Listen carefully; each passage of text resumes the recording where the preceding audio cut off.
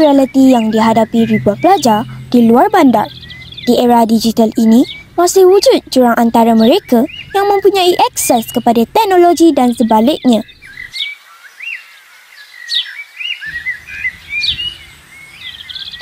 Tetapi, bagaimanakah bahan digital boleh mengubah masa depan pendidikan negara? Yang paling penting, bagaimana kita boleh pastikan tiada lagi pelajar tercicir? Hai, anda bersama saya, Hana Sofia, hos Panglima TV.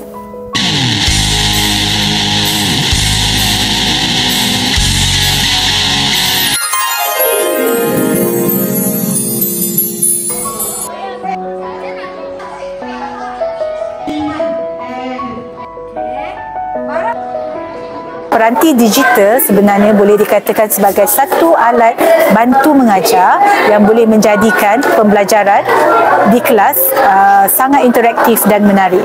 Ianya juga dikira sebagai pemudah cara bagi guru untuk membantu murid-murid mendapatkan maklumat yang lebih luas. Tetapi, adakah semua pelajar di Malaysia mempunyai peluang yang sama untuk menikmati pembelajaran digital ini? Dari laman rasmi Jalinan Digital Negara, Jendela menunjukkan masih terdapat kawasan akses internet yang lemah. Saya suka belajar guna internet, tapi di rumah saya tak ada internet. Kadang-kadang saya terpaksa pergi ke rumah kawan saya yang ada internet untuk belajar. Tanpa penyelesaian yang efektif, jurang ini akan terus melebar. Namun, apakah penyelesaiannya?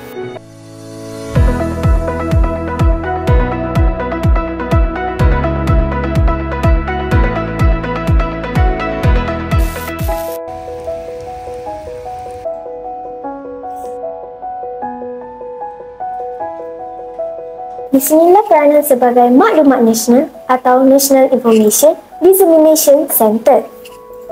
Melalui inisiatif ini, akses kepada teknologi digital semakin diperluaskan ke seluruh negara.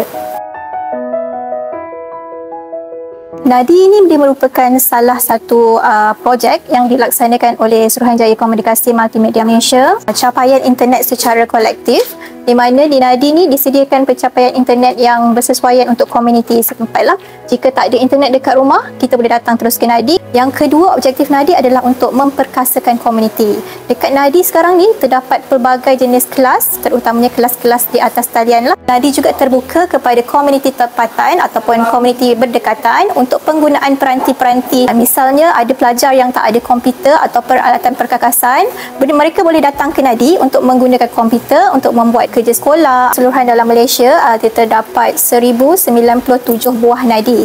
Dalam Negeri Sembilan sendiri, kita terdapat 62 buah Nadi dan di Port Dickson kita mempunyai 5 buah Nadi.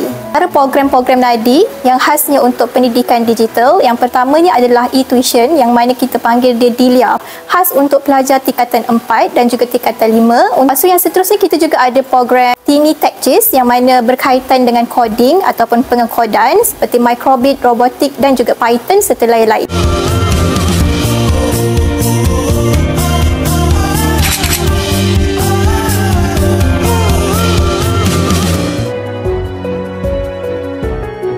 Laras dengan Kementerian Pendidikan Malaysia supaya murid-murid dapat berdaya saing luar bandar dan luar bandar. Dengan pelantar ada 5, murid-murid boleh mengakses bahan-bahan ini untuk menjadikan supaya murid-murid fasih digital. Penggunaan platform AI juga dapat membantu secara tambah baik pendidikan digital di negara kita. Masuk juga tadi Nadi yang dibincangkan bahawa ini adalah kepentingan yang boleh kita gunakan untuk murid-murid di seluruh negara demi memastikan masa depan yang lebih baik.